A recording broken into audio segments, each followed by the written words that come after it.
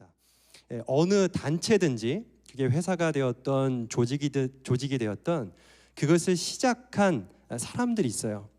그 사람들을 설립자다 이렇게 말합니다. 예를 들어서 애플의 설립자가 누군지 아시죠? 스티븐 잡스죠. 그리고 삼성의 설립자는요? 이병철 회장님이세요. 이렇게 어느 회사나 이 설립자가 있어요. 이 송지동 교회가 올해 125주년이라고 합니다.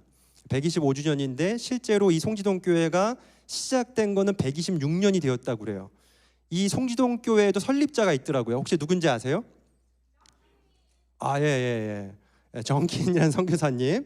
이 미국의 선교사님이 군산에서 복음을 전하고 있었는데 송원선님, 제가 누구신지 잘 모르겠지만 송원선과 강문성이라는 분이 군산에 장을 보러 가셨다가 정킨 선교사님의 복음 전도를 받아서 이곳에 와서 세운 교회가 바로 송지동 교회다. 그게 126년 전에 있었고 그 후 1년 후에 정식으로 교회로 설립을 했다라는 그런 얘기를 들었습니다.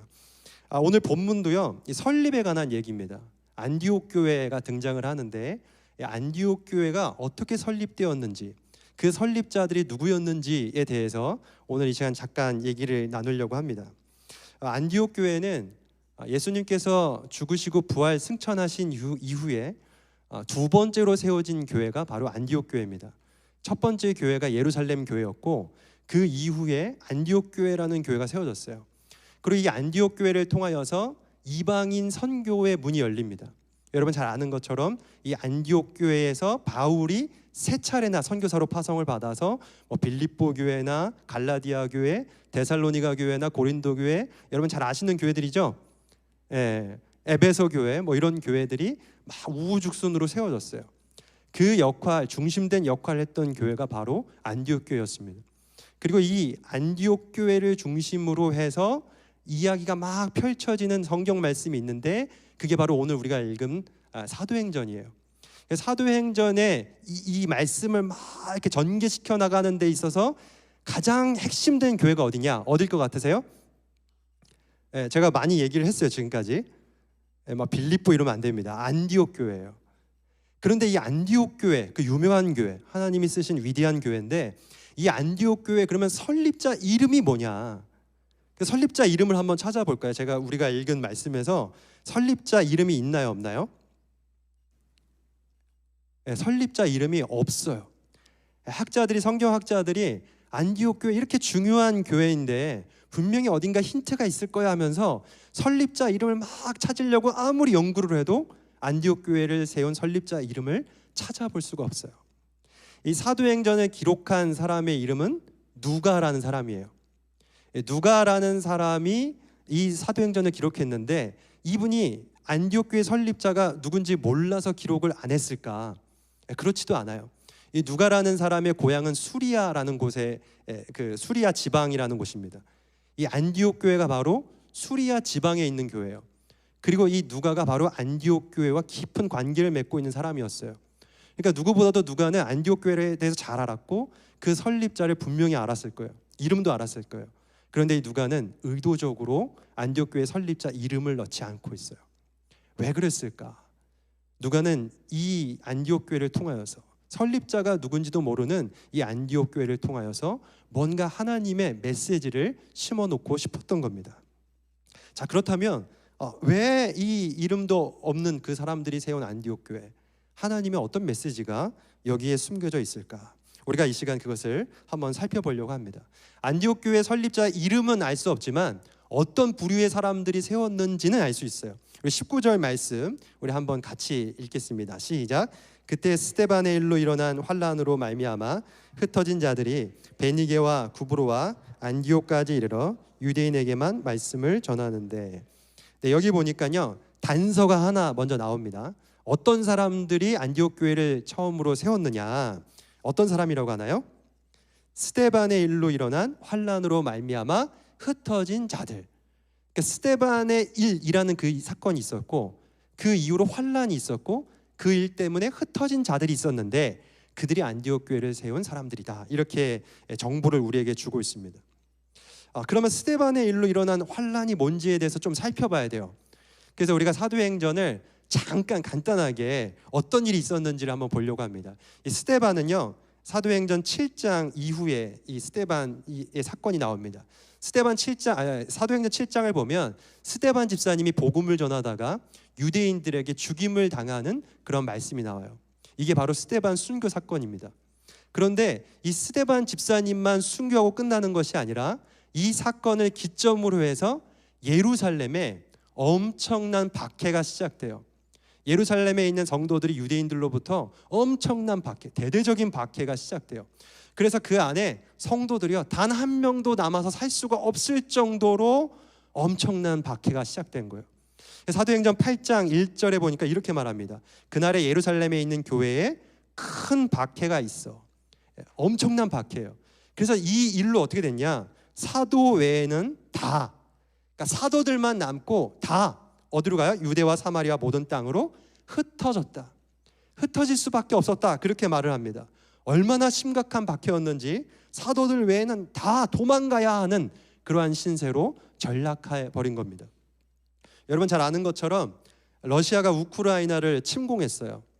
그래서 우크라이나에 살던 사람들이 자기의 집을 잃고 학교도 잃고 땅을 잃고 막 세계 곳곳으로 막 도망가서 살아요. 그 사람들 뭐라고 말하죠? 난민들이라고 그래요. 난민들.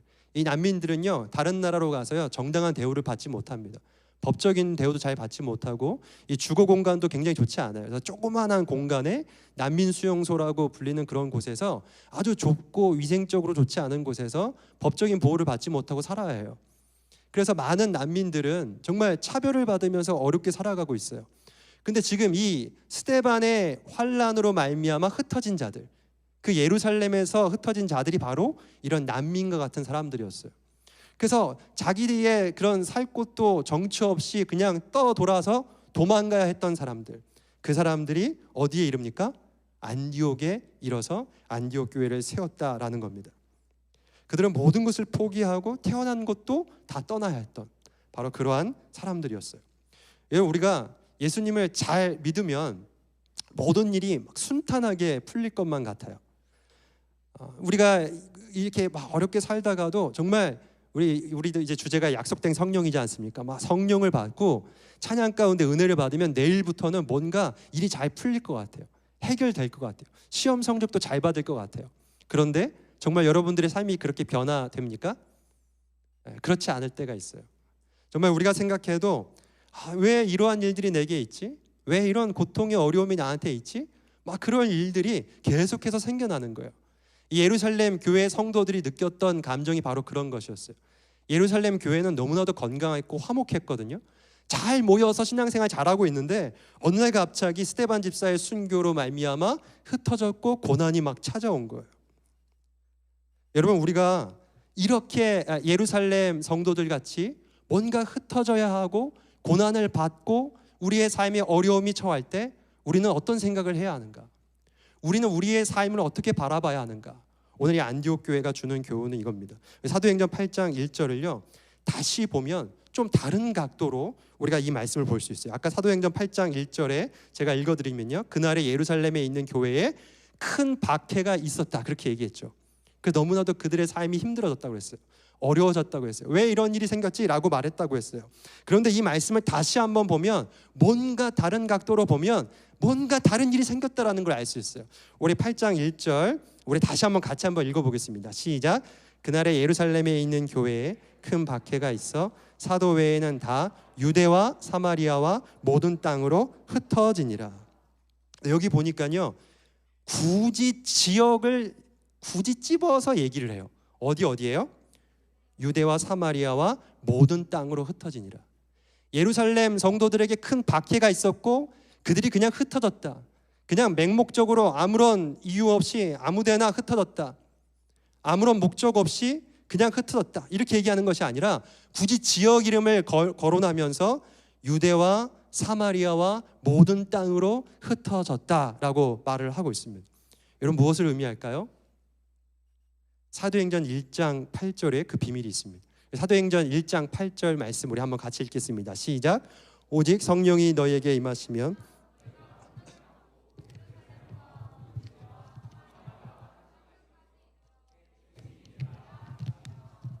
아멘. 이 말씀 여러분 잘 아시는 말씀이죠? 예수님이요 승천하시면서 제자들에게 그 말씀을 하신 거예요. 너희가 여기서 성령을 기다리라. 그러면 이러한 일이 생길 거야.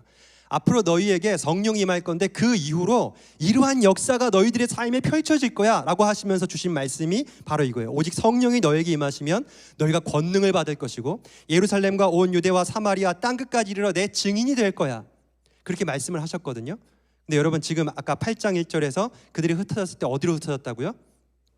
유대와 사마리아와 모든 땅으로. 여러분 이 사도행전 1장 8절이 지금 어떻게 되고 있는 겁니까? 이루어지고 있는 거예요. 예루살렘 성도들이요 예루살렘에만 머물고 있었거든요. 그런데 이 박해를 계기로 해서 드디어 예루살렘을 넘어 유대와 사마리아 땅으로 나아가는 그런 일이 벌어진 겁니다. 스데반 집사의 순교는 너무 고통스러운 일이었어요. 그리고 그 일로 말미암아 흩어진 성도들의 삶은 너무나도 피폐했어요. 기구했어요. 비참했어요. 그러나 다시 보니까 다시 하나님의 말씀을 비추어서 그들의 인생을 다시 한번 돌아보니까 그것은 실패가 아니었어요. 맹목적으로 그냥 어디론가 쫓겨서 막 도망가는 삶이 아니라 하나님께서 그들의 삶을 이루어가고 계시다는 거예요. 하나님의 말씀 그대로, 하나님의 약속 그대로 그 역사가 하나도 틀림없이 정확하게 맞춰져서 이루어지고 가고 있었다라는 사실을 성경은 우리에게 말씀해주고 있는 겁니다.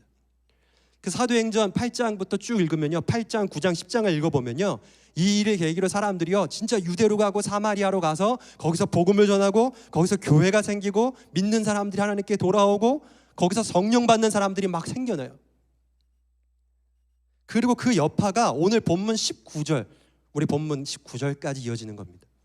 우리 19절 말씀 앞부분 제가 다시 한번 보면요 이 19절 말씀이 이렇게 돼 있어요. 그때의 스데반의 일로 일어난 환란으로 말미암아 흩어진 자들. 여긴 누군지 알겠죠? 이 사람들. 제가 계속 설명했죠. 이 흩어진 자들이 어디서부터 온 사람들이죠? 예루살렘에서부터 지금 온 사람들이에요. 자, 그런데 이 사람들이 유대와 사마리아를 넘어서 지금 어디까지 가냐면요. 자, 19절 뒤에 보면요 뭐라고 돼 있습니까? 베니게와 구브로와 안디옥까지 이르렀다라는 겁니다. 이 베니게와 구브로와 안디옥이라는 이 지역들은요 이 성경에서 이방 땅을 향하는 그 첫 관문들이에요. 그러니까 이방 땅, 거기가 바로 땅 끝이에요. 그 땅 끝으로 이르는 그 관문들의 사람들이 다 이르는 거예요. 그러니까 이 말씀조차 지금 뭐죠? 아까 사도행전 1장 8절에 예루살렘과 유대와 사마리아와 땅 끝까지 이르러 내 증인이 되리라. 이번엔 뭐가 이제 이루어진 거예요? 땅 끝까지 이르러 내 증인이 되리라라는 하나님의 주님의 말씀이 여기서 지금 이루어지고 있는 거예요. 여러분 어떻게 이러한 일들이 지금 벌어지고 있습니까? 하나님께서요 이 예루살렘 성도들의 인생을 붙드셔서 하나님의 목적대로, 하나님의 말씀대로, 하나님의 약속대로 주도하고 이루어가고 계셨기 때문에 이런 일이 있을 수 있었다는 겁니다. 여러분 하나님은 예루살렘 성도들의 인생을 무의미하게 버려두지 않으셨어요.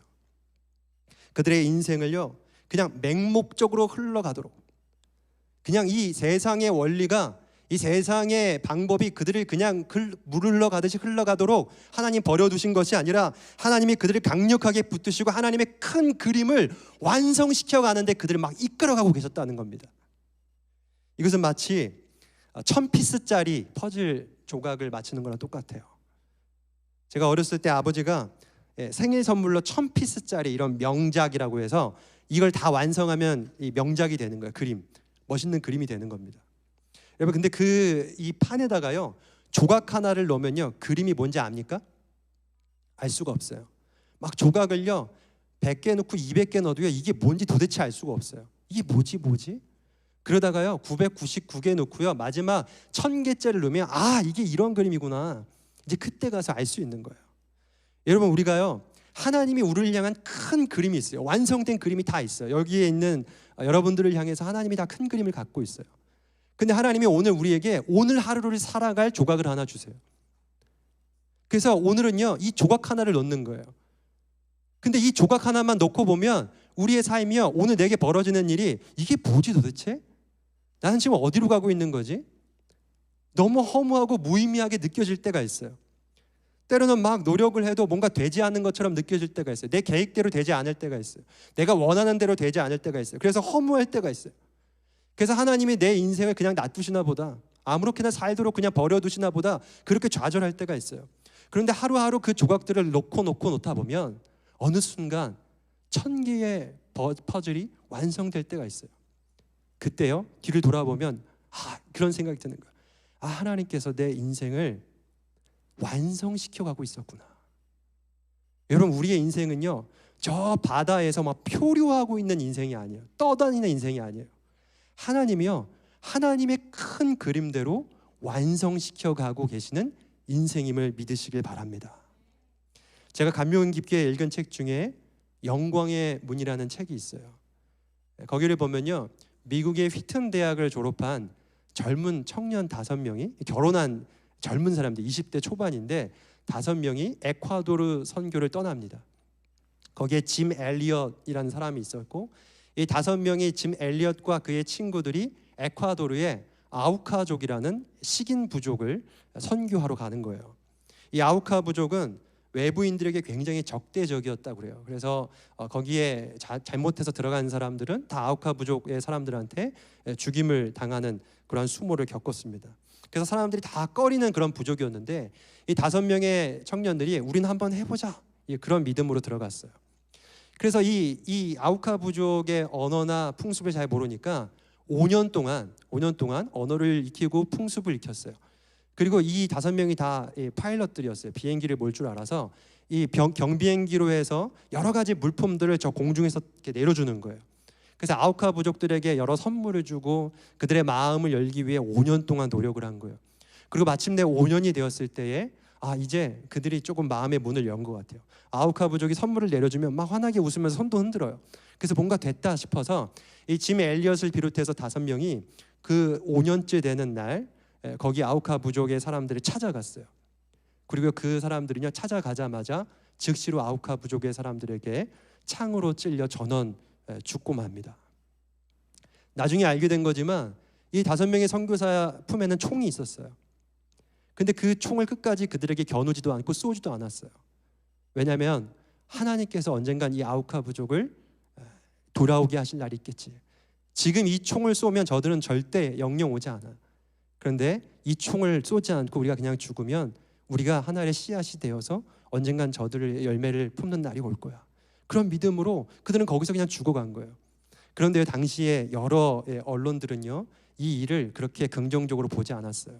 젊은 사람들이 너무 무모했다. 아무런 전략도 없이 그렇게 무모하게 들어가면 어떡하냐. 그렇게 식인 문화가 있는 것을 알면서도 도대체 뭘 믿고 돌아간 거냐, 그러면서 그 5명의 청년들을 막 비난하는 그런 언론들을 쏟아냈어요.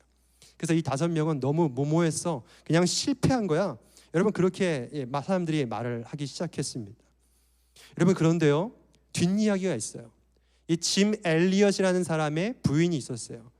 엘리자벳 여사라는 사람인데, 이 엘리자벳 여사가요, 자기의 남편이 죽은 후에 1년 동안 간호사 훈련을 받습니다.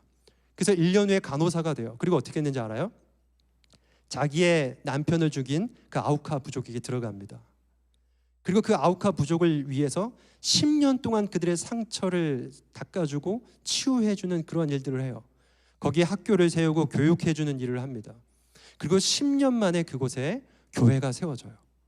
그 교회 담임 목사님은 그 자기의 남편을 죽인 키모라는 아우카 부족의 사람, 그 사람이 목사가 돼요. 그리고 50년 후에 아우카 부족은 전체가 기독교화가 되고 맙니다. 여러분, 이러한 일이 벌어질 거라는 것을 그 당시의 사람들은 알 수 있었을까요? 짐 엘리엇은 과연 그 마지막에 있을 일을 예상하고 있었을까요? 짐 엘리엇과 5 친구를 실패자라고 무모했다라고 보도한 그 언론사들은 이 마지막을 볼 수 있는 눈이 있었을까요? 여러분, 우리들은요, 우리들의 삶이 우리들의 눈으로 볼 때는 실패한 것 같은 인생으로 보일 수도 있어요. 맞아요. 세상의 눈으로 볼 때는 그냥 실패라고 단정질 수 있는 그러한 인생이 펼쳐질 수도 있어요. 그런데요, 하나님의 손에 붙들려 있는 사람들은요, 하나님이 결코 무의미한 인생으로 버려두지 않습니다.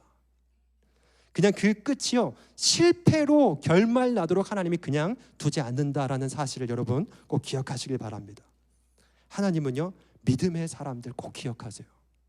믿음을 지키는 사람들, 그 믿음을 지킨 사람들이 끝내는 하나님께서 하나님의 영광을 볼 수 있는 그런 날을 주실 줄 믿습니다. 제가 20대에 신학교를 다닐 때 하나님을 위해서 얼마나 열심히 있었는지 모릅니다. 하나님 저를 사용해 주세요. 그래서 여러분 잘 아시죠? 산기도 가면 소나무 잡고 뽑아서 이렇게 기도할 때 소나무 뽑을 정도로 기도한다고 그러잖아요. 저도 소나무 잡고 막 기도하기도 했어요. 막 뽑으려고. 근데 소나무 잘 안 뽑혀요. 쪽살이, 그래서 저는 이제 소나무가 아니라 쪽살이라고 굉장히 얇은 그런 게 있는데 그게 그렇게 뿌리가 깊습니다. 제가 그거는 뽑힐 줄 알고 했다가 그것도 안 뽑혔어요. 근데 하나님께 하나님 저를 좀 사용해 주세요. 그래서 어느 날은 내 목이 터지면 좀 사용하실 것 같았어요. 그래서 막 창하는 사람들이 목에 피날 정도로 목 터지라고 막 하잖아요. 주여! 막 이러면서 목이 터질 정도로 다음날 아무 목소리가 안 나올 정도로 했어요. 막 기도하고. 그리고 하나님의 말씀을 내가 내가 먹어야겠다. 그래서 하나님께 쓰임 받아야겠다. 그래서 이 종이에다가 말씀을 서서 막 씹어 먹었어요. 예. 근데 그게 이제 여러분 하지 마세요. 그거 하면 굉장히 괴로워요. 속 아프고 별로 못 먹습니다. 막 토해요. 오액오액 하면서 그런 일이 벌어지는데 그 정도로 하나님께 열정이 있었던 것 같아요. 하나님 저를 사용해 주세요. 그래서 그 당시에 막 조용기 목사님 유명했습니다. 지금은 돌아가셨지만 하나님 조용기 목사님 같은 목사님이 되게 해주고 하나님 10만 명의 목회자가 되게 해주세요. 막 이렇게 기도했어요. 그런데요, 저의 그 기도 제목과 달리 저의 모습은 너무 초라한 거예요. 보잘게 너무 없는 거예요. 여러분 20대 초반의 청년이 뭐 가진 것이 있습니까? 아무런 게 없어요. 지금 막 잘 나가는 목사님, 소위 잘 나가는 목사님들은, 뭐 유명한 목사님들은 젊어서부터 뭔가 부각을 드러냈다고 그래요. 뭔가 남달랐다고 하는데 저는 남다른 게 없는 거예요. 건강도 좀 허약했어요. 그리고 저는 뭐 공부도 그렇게 잘하는 것도 아니었어요. 그래서 뭐 집안이 그렇게 좋은 것도 아니었고 학교가 뭐 좋은 곳에 간 것도 아니고 뭔가 할 줄 없는 것 같고 불안한 거예요. 미래가 불안해. 나도 인생 이렇게 살겠구나. 저희 아버지가 좀 이따 말씀드리겠지만 개척교회 목사님이었어요. 너무 가난했어요. 나도 아버지처럼 저렇게 그냥 가난하게 살려나? 이 가난이 되물림되고 나는 내 자식은 또 가난하게 살려나? 그게 막 두려운 거예요. 너무 무서웠어요. 그래서 하나님 나를 꼭 좀 유명한 목사가 되게 해주세요. 좀 성공하게 해주세요. 막 그렇게 기도했는데 안 돼요. 그래서 제가 유명한 목사님의 특징이 뭐가 있냐 일단 두 가지가 좀 있더라고요. 첫 번째는 고난을 많이 받았대요. 그래서 제가 하나님 저 고난 받게 해주세요. 막 그러고 뭐 하나님 저도 뭐 이렇게 좀 누가 와서 칼을 들이대면서 너 예수님 믿을래 안 믿을래 막 그렇게 좀 해주세요. 막 그런 기도도 했어요. 나중에 좀 후회했어요. 진짜 그럴까봐. 두 번째가 뭐였냐면 유명한 목사님들 보니까 영어를 좀 잘하는 거예요. 유학도 갔다 오고 막 그래요. 그래서 이 고난은 내 뜻대로 되는 것도 아닌 것 같고 고난은 지금도 좀 당하고 있는 것 같고 영어를 잘해야겠다. 그래서 제가 이 대학을 졸업하자마자 워킹 홀리데이 아시죠? 호주로 워킹 홀리데이를 떠나려고 계획을 세운 겁니다. 근데 돈이 너무 없었어요. 제가 그때 개척교회를 하고 알바를 해서 막 월세를 내고 그럴 때요. 그래서 워킹 홀리데이를 가려면 비자 발급을 받아야 되는데 이게 외국 비자로 카드를 끌어야 돼요. 근데 저는 카드가 없었어요. 그래서 그 당시에 굉장히 창피하지만 여자친구 어머니한테 가서 저를 위해서 카드 한 번만 끌어주면 제가 갚겠습니다. 그래갖고 그래서 이 카드를 끌어주셔갖고 비자를 냈어요. 그래서 제가 알바를 열심히 해갖고 우체국에서 알바를 열심히 해갖고 정말 그 워킹 홀리데이에 갈 수 있는 비자도 발급받고 이제 갈 수 있는 비행기 값도 이제 다 나온 거예요. 그래서 이제 막 가면 돼요. 비행기 신청해서 가기만 하면 돼요. 그래서 이제 집에 갔는데 웬걸 집에 가니까 좀 어두워요. 저희 집은 개척교회 이제 상가 2층에 개척교회를 했고 그 2층에 이렇게 옆에를 막아서 그 옆에서 살고 있었어요. 그냥 칸막이로 해서. 그래서 집에 뭐 보일러나 이런 게 없었어요. 전기 판넬로 깔고 이렇게 뭐 씻는 것도 이렇게 목욕탕이나 이런 게 없었어요. 이렇게 칸 막아놓고 이 공사장에서 쓰는 바켓스에다가 이렇게 물 데피는 게 있습니다. 전기로. 그걸로 물을 데펴서 쓰고 살고 있었어요. 그런데 전기가 끊긴 거예요. 그러니까요 집이요 어둡고 일단 춥고 씻을 수도 없고 막 난리가 난 거예요. 그래갖고 엄마 전기세 얼마나 빌렸어? 그랬더니요 엄마가 뭐 몇십 몇만 몇천원 이렇게 얘기를 해요. 근데 그 얘기를 딱 들었는데요 그 전기세가 밀린 전기세가 제가 지금 비행기 값하고 일치를 하는 거예요. 1원 단위까지. 이야 그래서 이 하나님 뜻인가 보다. 그래서 제가요 1원 단위까지 통장에 있는 걸 다 이체해서 전기세로 내버렸어요. 여러분 제 마음이 어땠을까요? 하나님이 나를 위해서 이렇게 뜻을 이렇게 이루시는구나. 하나님 감사합니다 막 이랬을까요? 제가요 막 진짜 쿨하게 이체 딱 해놓고서는요 마음이 무너져 내리기 시작했어요. 하나님, 이게 뭡니까? 내가 하나님 정말 하나님 위해 살겠다고 하지 않아요.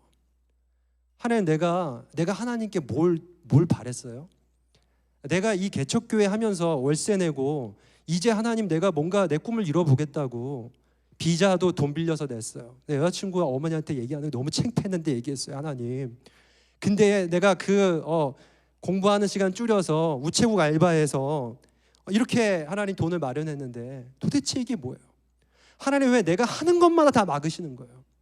하나님, 내가 잘 되는 게 싫으세요? 하나님, 저는 가난하게 살다 죽을 사람으로 하나님 나를 만드신 거예요? 그 원망이 막 이 안에 올라오면서요 이 절망감이라는 게 사람이 막 무너져 내려요. 그러면서 불면증이 오기 시작해요. 밤에 잠이 안 와요. 막 벽을 치면서 내 인생이 너무 두려운 거예요. 하나님, 너무 두려워요. 하나님, 무서워요. 나 또 이렇게 살 것 같아요. 나 이렇게 계속 살 것 같아요.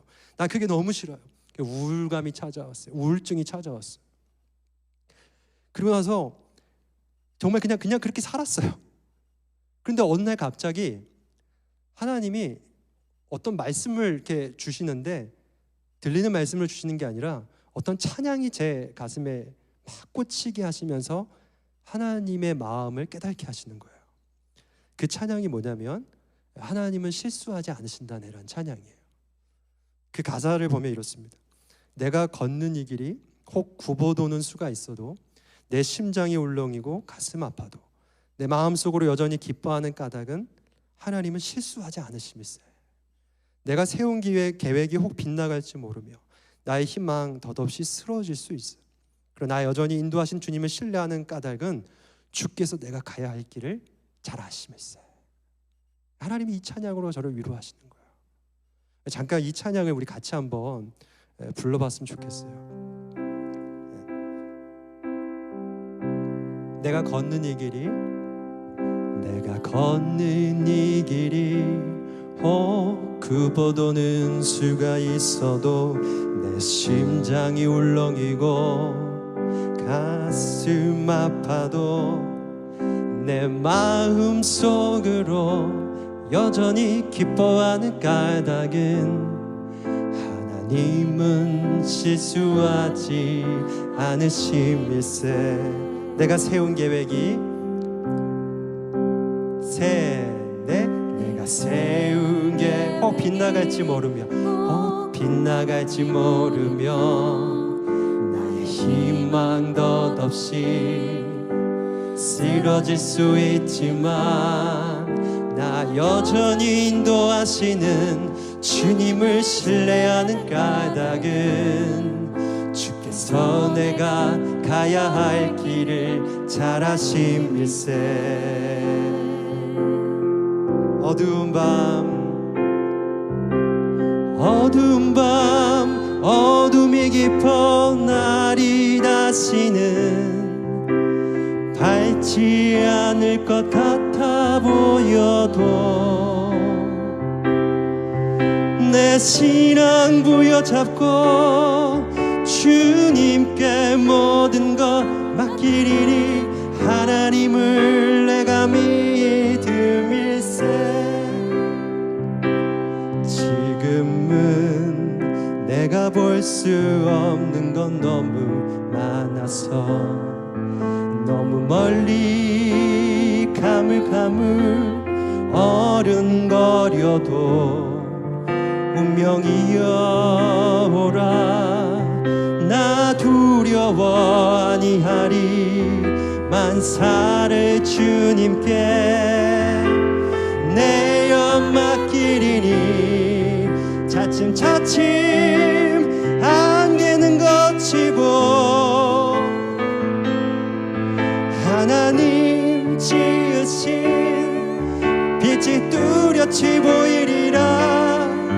가는 길이 온통 어둡게만 보여도 하나님은 실수하지 않으신다네. 차츰차츰 안개는 거치고 하나님 지으신 하늘같이 보이리라. 가는 길이 온통 어둡게만 보여도 하나님은 실수하지 않으신다네. 하나님은 실수하지 않으신다네. 하나님은 실수하지 않으신다네. 아멘. 아멘.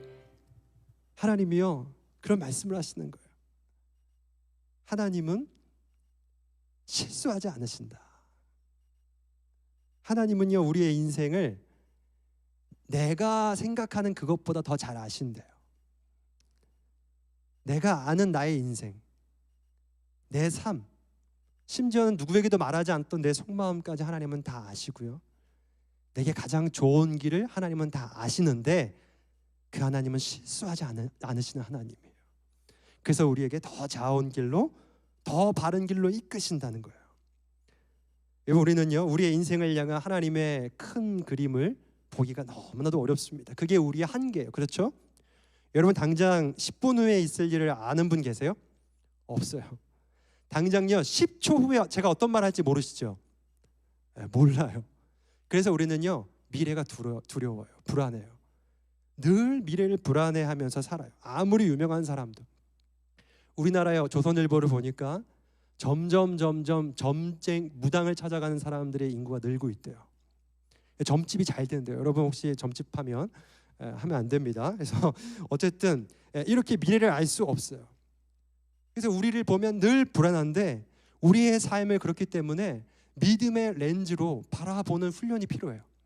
이 믿음의 렌즈라는 건 뭐냐면 우리의 삶이 지금 우리 안에서 막 함몰되어 있잖아요. 우리의 안에 있는 불안에 초점이 맞춰져 있고 우리 자신의 생각에 막 꽉 잡혀 있는 우리의 렌즈를 줌아웃해서 뒤로 가는 거예요. 그래서 어디까지 가는 거예요?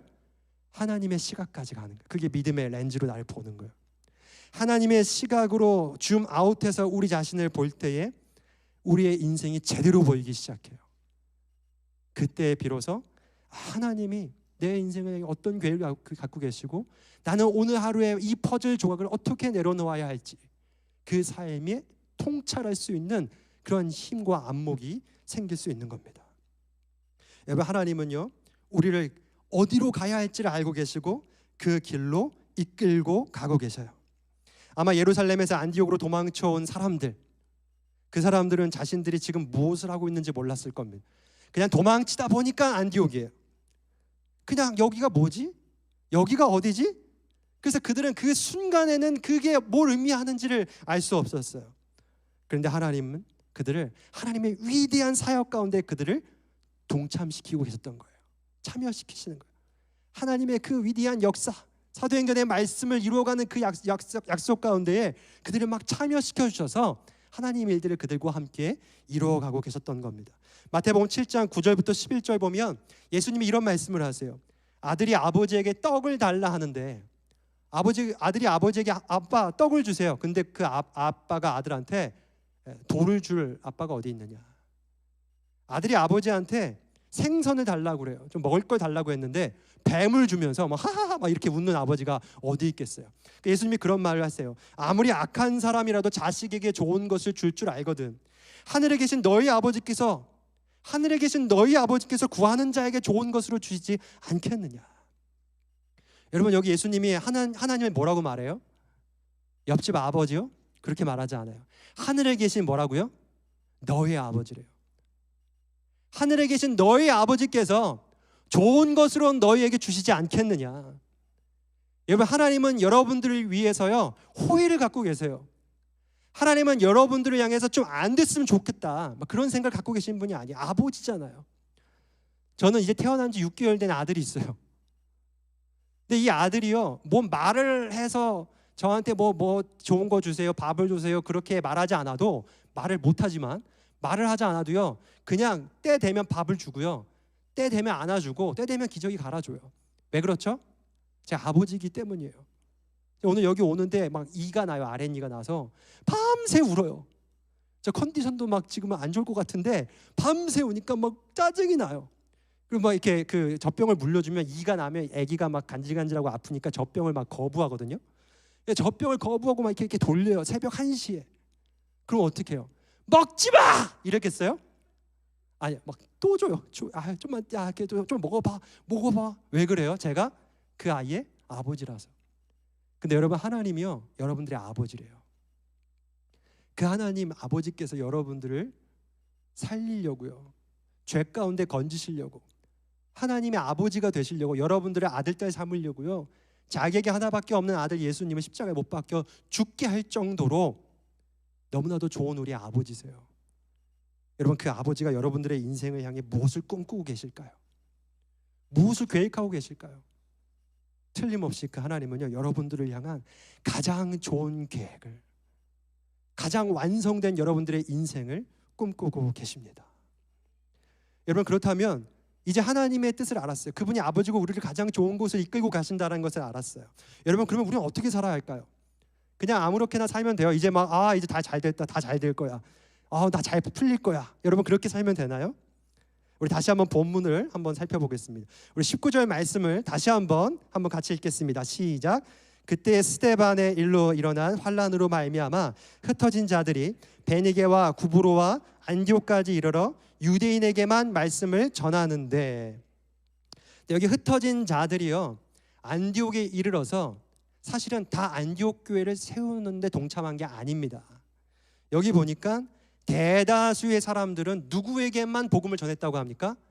유대인에게만 복음을 전한 거예요. 여러분, 유대인에게만 복음을 전하는 것은 주님의 뜻이 아니에요.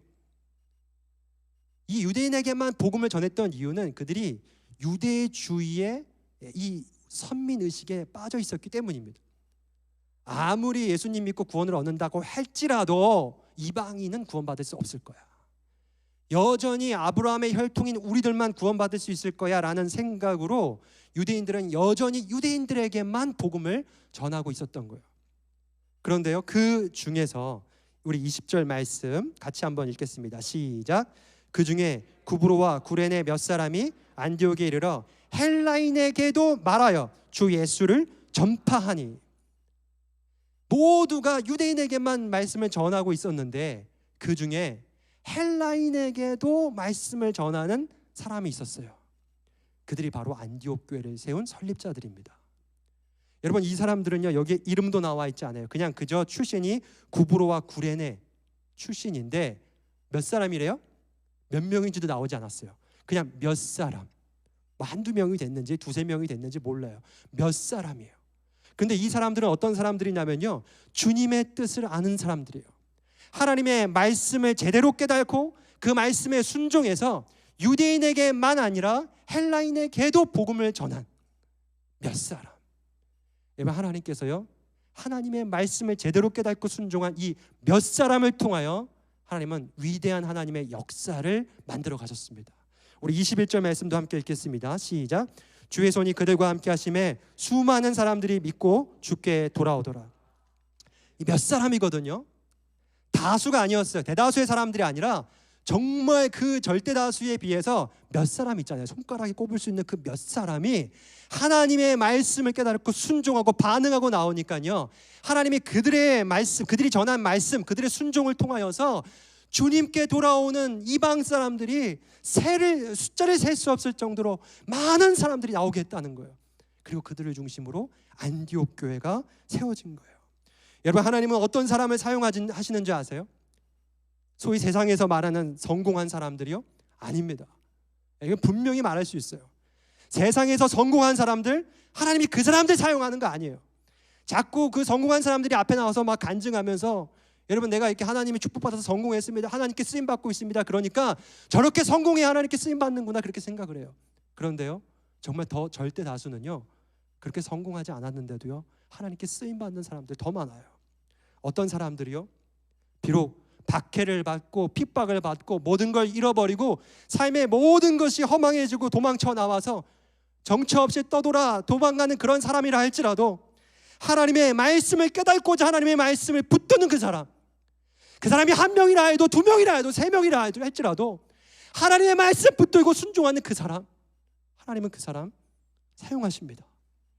사람들이 인정받지 못해도, 이름 있는 대기업 가지 못할지라도 뭐 좋은 집안에 태어나지 못한다 할지라도 이름이 없어도 오늘 이 안디옥 교회 설립자들처럼요, 이름 하나 남지 않아도요, 성경에 이름 하나 남지 않아도 하나님 말씀 소중하게 여기고 그 말씀 붙드는 몇 사람, 그 사람들이 하나님의 일들을 지금까지 이루어 오신 거고요, 앞으로도 이루어 가실 겁니다. 바울은 고린도전서에서 하나님이 어떻게 고린도 교회를 세우셨는지 이렇게 얘기하세요. 고린도전서 1장 26절부터 29절까지 말씀 우리 같이 읽겠습니다. 시작. 형제들아 너희를 부르심을 보라. 육체를 따라 지혜로운 자가 많지 않으며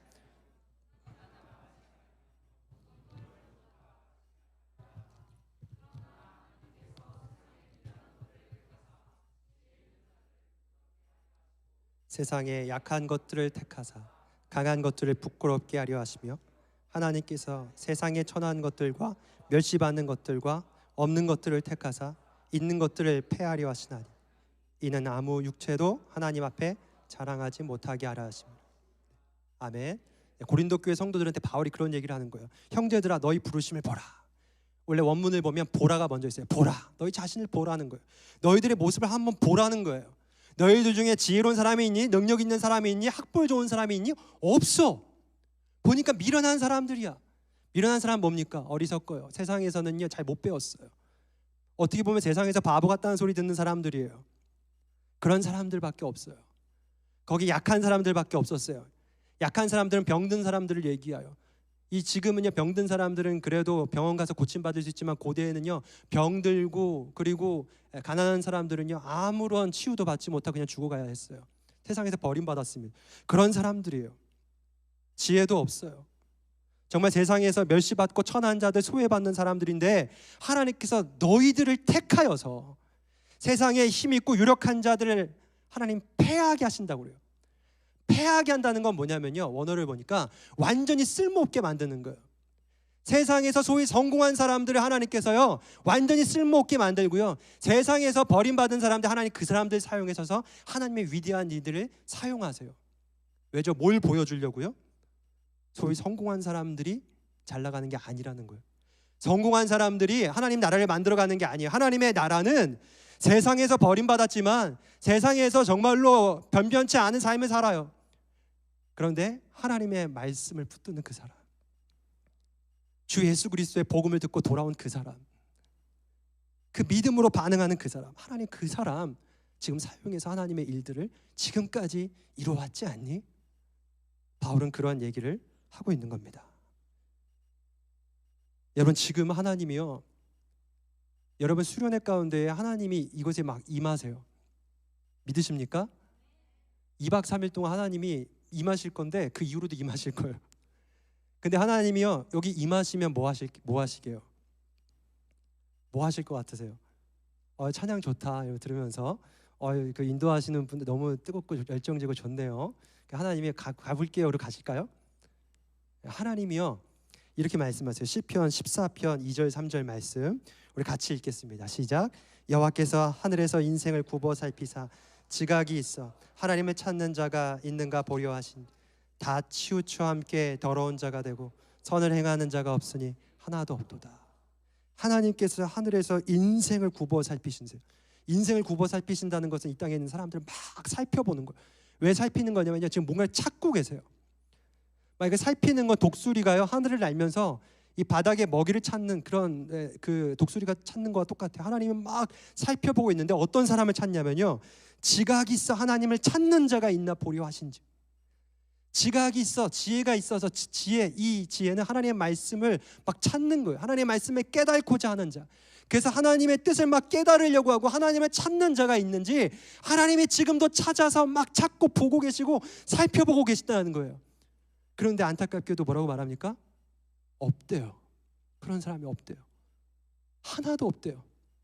여러분 하나님께서 이곳에 오셔서 여러분들 지금 막 송지동교회, 광림교회 우리 청년들 또 형제 자매 우리 중고등학생들 하나님께서 막 찾아오셔서 막 찾고 있어요. 찾고 있는데 하나님께서 없네?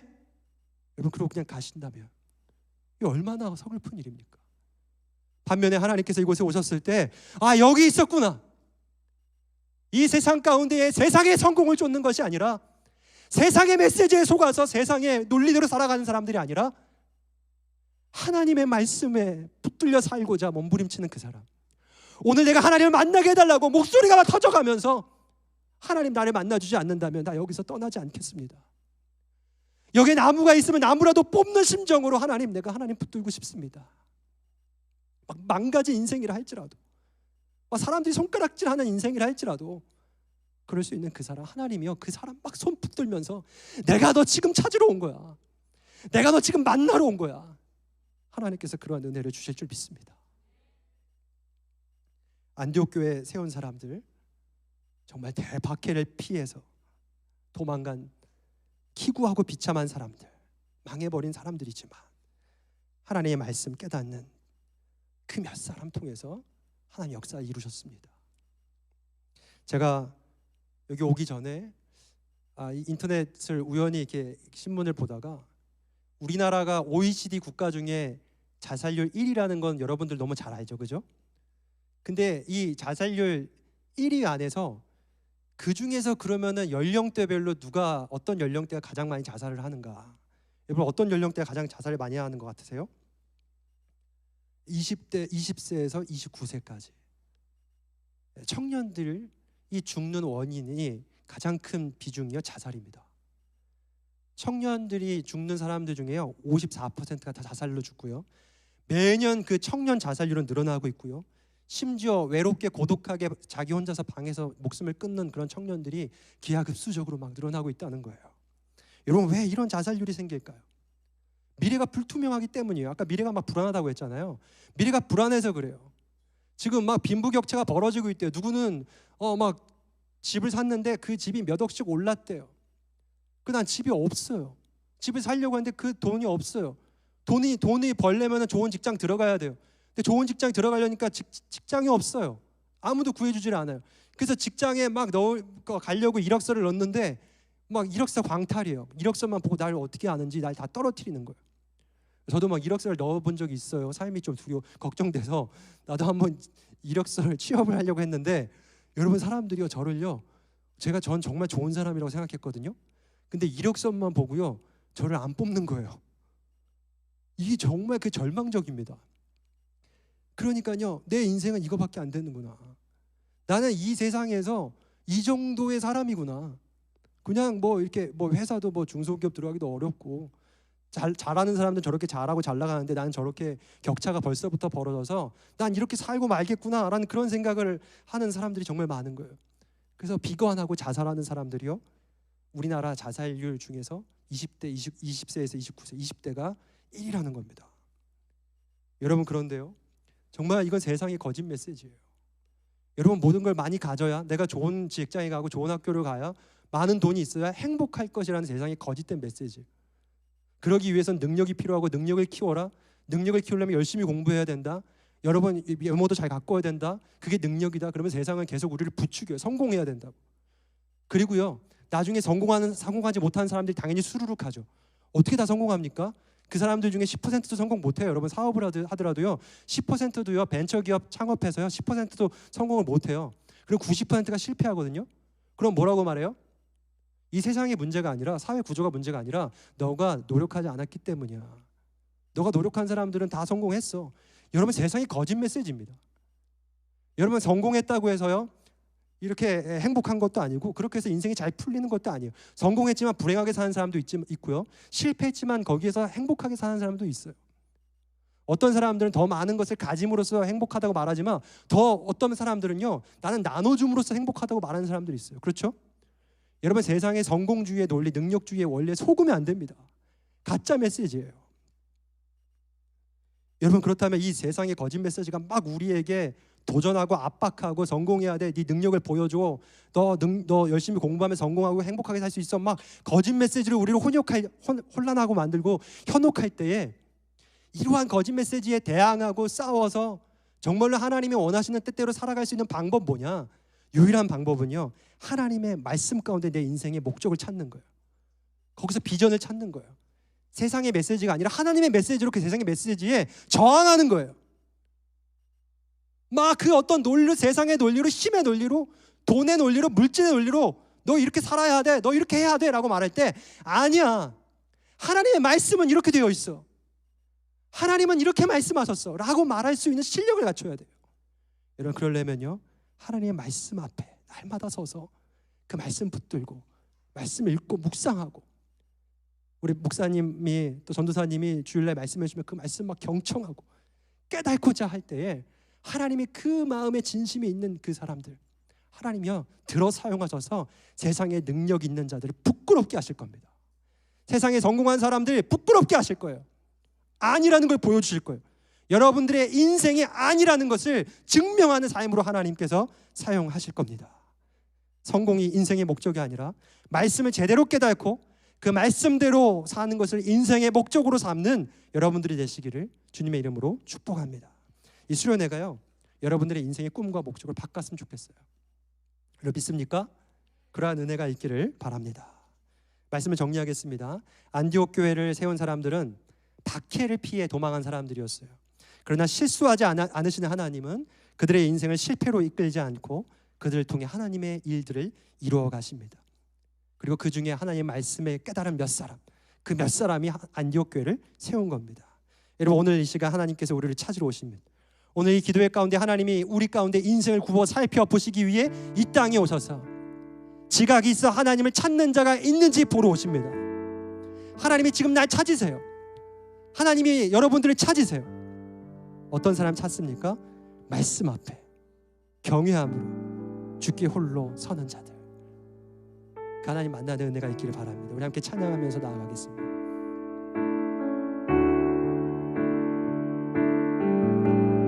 말씀 앞에서 경외함으로 주께 홀로 섭니다. 성령의 말씀, 성령의 말씀 읽고 순종해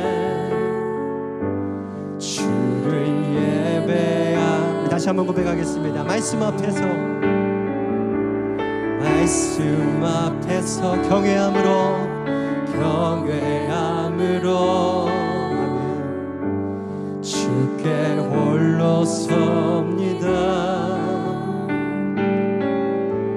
성령의 말씀 읽고 순종해 주를 예배합니다.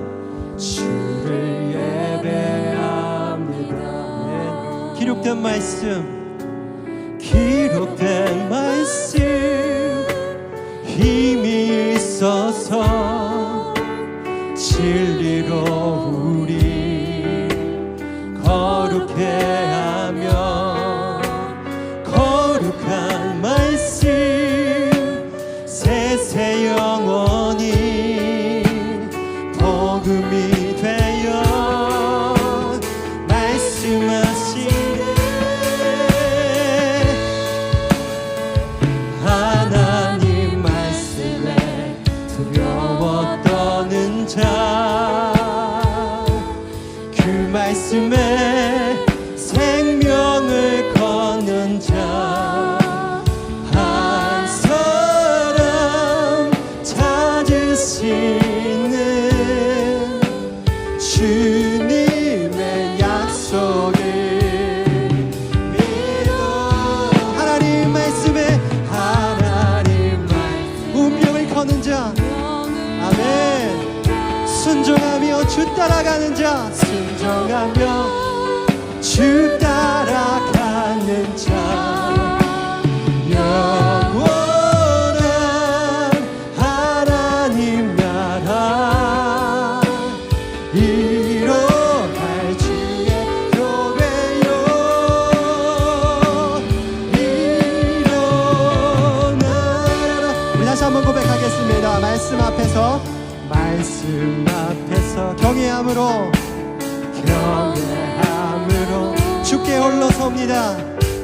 주께 홀로 서 생명의 말씀, 아멘. 생명의 읽고 순종해 주를 예배합니다. 주를 예배. 기록된 말씀에 힘이 있습니다.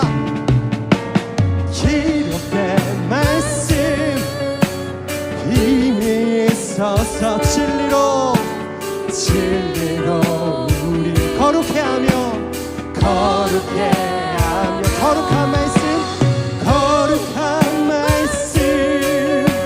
세세 영원히 복음이 되어 말씀하시네. 아멘. 말씀하시네.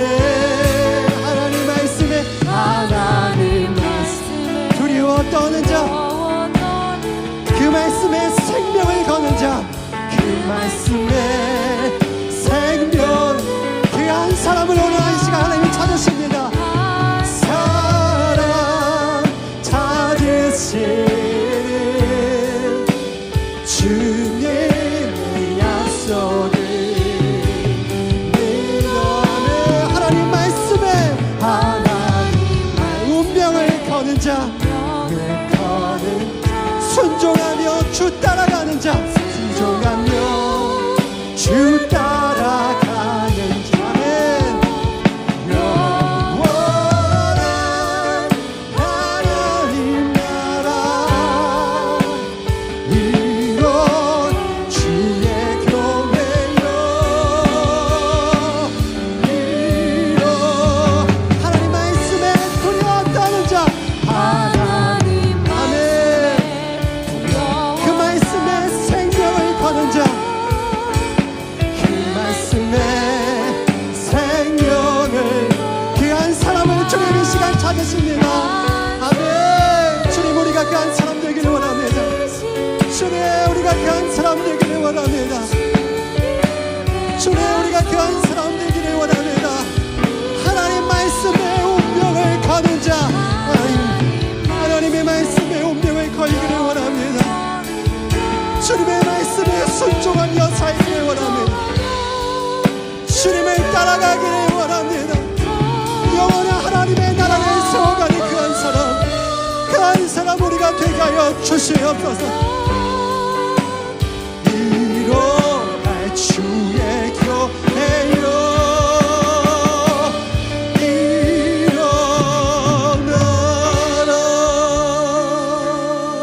일어나라. 우리 시간 함께 기도할 때 하나님, 이 시간 하나님 앞에 내놓을 게 아무것도 없습니다. 보잘것 없어요. 누구 하나 나 인정해 주지 않았습니다. 내줄 게 아무것도 없어요. 근데 우리 하나님이 나를 찾으시는데 내가 뭘 갖고 있는지를 묻는 게 아니라 너 어떻게 살았니 묻지 않으시고 하나님 찾는 자, 하나님 말씀 깨닫게 해주세요. 하나님 말씀 붙들고 싶어요. 오케이, 그러면 너 사용하겠다. 하나님 이 조건 하나로 우리를 찾으신다고 하시니 하나님 찾고 싶습니다. 아멘. 하나님 만나는 그 한 사람 내가 되게 하여 주옵소서. 아멘. 하나님 만나게 하여 주옵소서. 아멘. 예레미야서를 보면 나를 찾고 찾는 자가 나를 만나리라고 했습니다. 아멘. 너는 내게 부르짖으라 나는 너에게 응답하겠다고 하였습니다. 아멘. 이 시간 주님의 이름을 부르고 우리가 기도하고 하나님을 찾을 때에 하나님께서 이 시간 우리를 만나 주실 것입니다. 우리 함께 주님 부르짖 값심으로 기도하겠습니다. 주여